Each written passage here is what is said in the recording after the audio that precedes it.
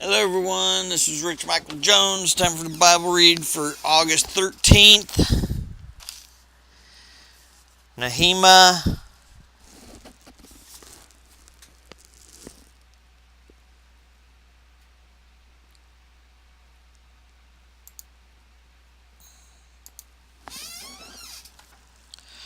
For the entire 12 years that I was governor of Judah, from the 20th year to the 32nd year of the reign of King Artaxerxes, neither I nor my officials drew on our official food allowance. The former governors in contract had laid heavy burdens on the people, demanding daily rations of food and wine, besides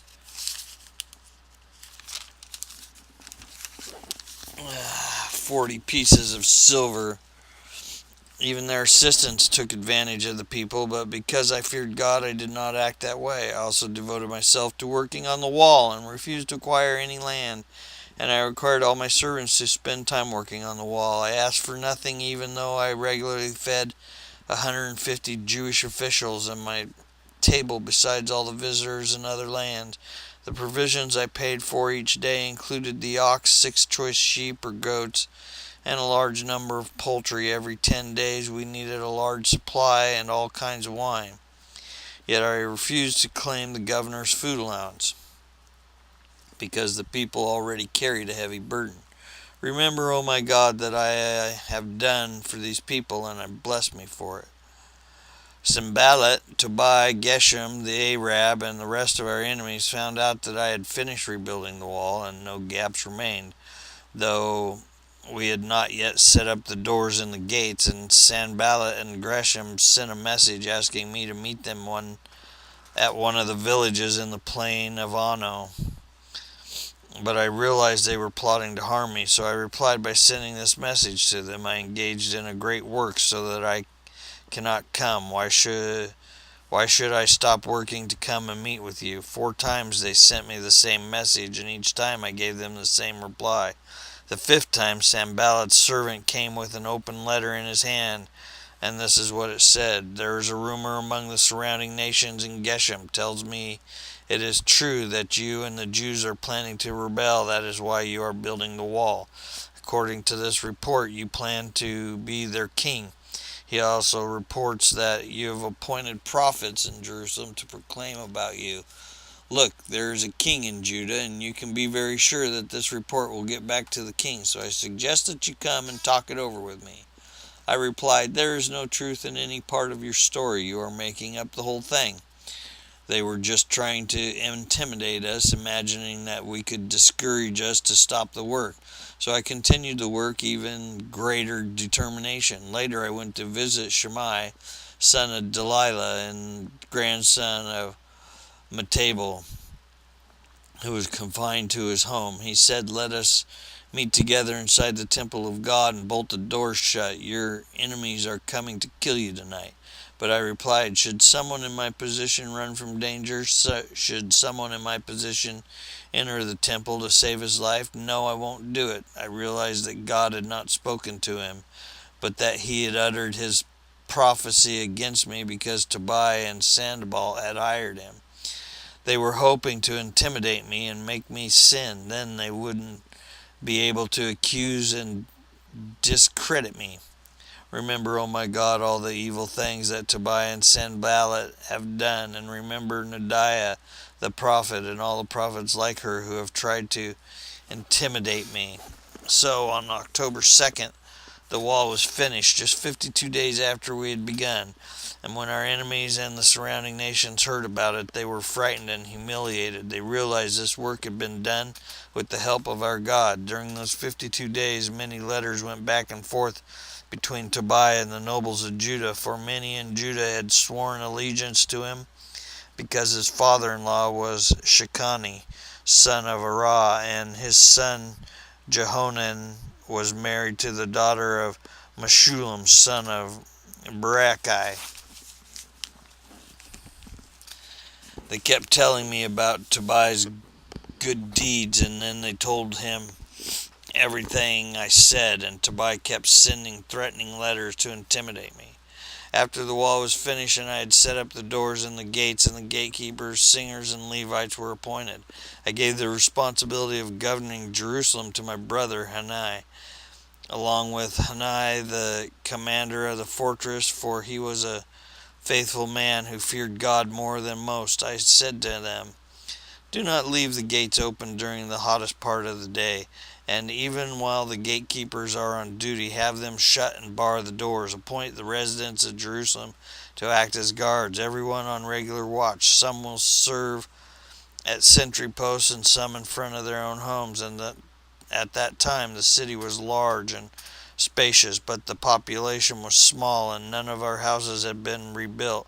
So my God gave me the idea to call together all the nobles and leaders in the city, along with the ordinary citizens, for registration. I had found that the genealogical records of those who had first returned to Judah, this is what was written there.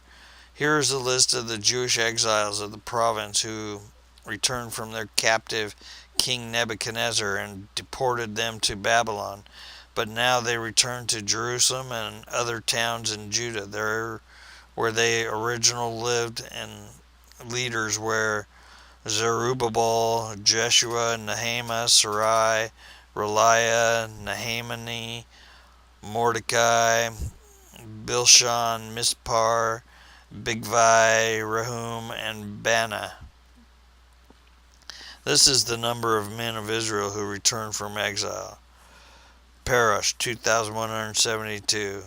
Sheptai, 372. Arah, 652. Path Moab, 2,818.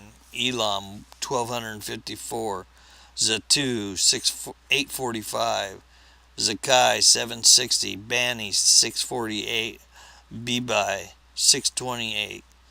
Asgad, 2,322. Adonicum, 667. Bigvai, 2,067. Adon, 655. Adder, 98. Hashum, 328. Bezai, 324. Jorah, 112. Gebar, 95. Bethlehem, 188. Anathoth, 128. Asmaveth, 42. Kiras Jearim, 743. Geba, 621. Michmash, 122. Bethel and A, 123. Nebo, 52. Elam, 1254. Haram, 320. Jericho, 345. Ono, 721. Sanaa, 3,930. Jeshua, 973. Immer, 1,052. Pashur, 1,247. Haram, 1,017. The Levites of Jeshua, 74. Asaph, 148. Shobai and Hatita, 138. And the descendants of the temple servants: Zeo, Hashpha, Tabbath, Kiros, Sia, Padon, Labana, Hagbah, Shalami, Hanan, Gittel, Gair, Ria, Rezin, Nekoda, Gazam, Uzzah, Paseah, Basai, Menuim, Nephuzim, Bakbuk, Hakpha, Herer, Basleth, Mahida, Harsha, Barkos, Sisera, Timah, Hezna, and Hadapah. The descendants of these servants of King Solomon returned from exile: Sotai, Hasapharetha, Peruda, Zahala, Darkon, Giddel, Shephatai, Hatil, Pokereth, Hazabaim, and Ami. And all the temple servants and the descendants of Solomon's servants numbered 392. Another group returned at this time from the towns of Tel Melah, Telaharsha, Kerub, Adon, and Immer. However, they could not proved that they or our families were descendants of Israel. This group included the families of Delilah, Tobiah, and Nekoda, a total of 642 people. 3 families of priests, Hobiah, Hakaz, Barzillai, also returned. This Barzillai had married a woman who was a descendant of Barzillai Gilead, and he had taken her family name.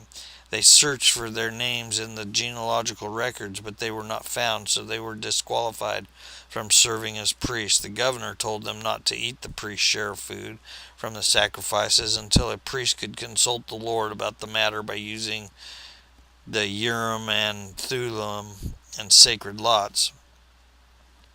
So a total of 42,360 people returned to Judah, in addition to 7,337 servants, 245 singers.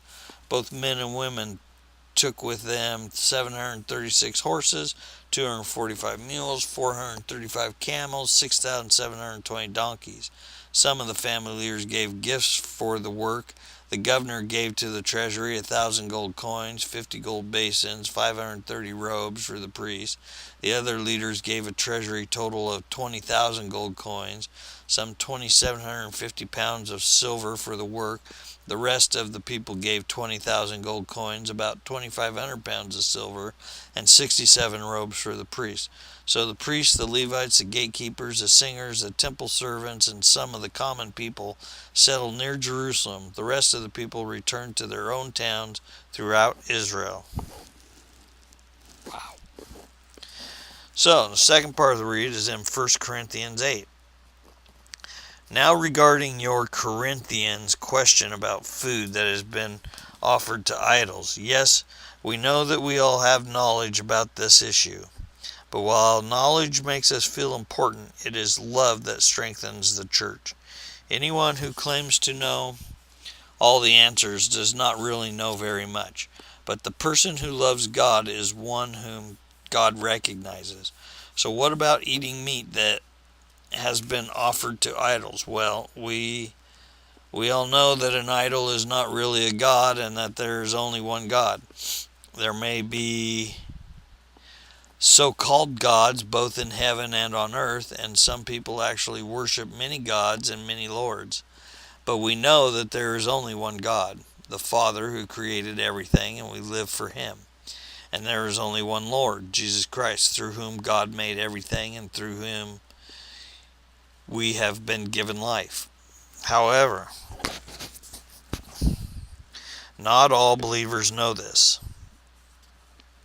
Some are accustomed to thinking of idols as being real, so when they eat food that has been offered to idols, they think of it as a worship of real gods, and their weak consciences are violated. It is true that we can't win God's approval by what we eat. We don't lose anything if we don't eat it, and we don't gain anything if we do. But you must be careful so that your freedom does not cause others with a weaker conscience to stumble. For if others see you with your superior knowledge eating in the temple of an idol, won't they be encouraged to violate their conscience by eating food that has been offered to an idol? So because of your superior knowledge, a weaker believer for whom Christ died will be destroyed. And when you sin against another believer by encouraging them to do something they believe is wrong, you are sinning against Christ. So if what I eat causes another believer to sin, I will never eat meat again as long as I live, for I don't want to cause another believer to stumble.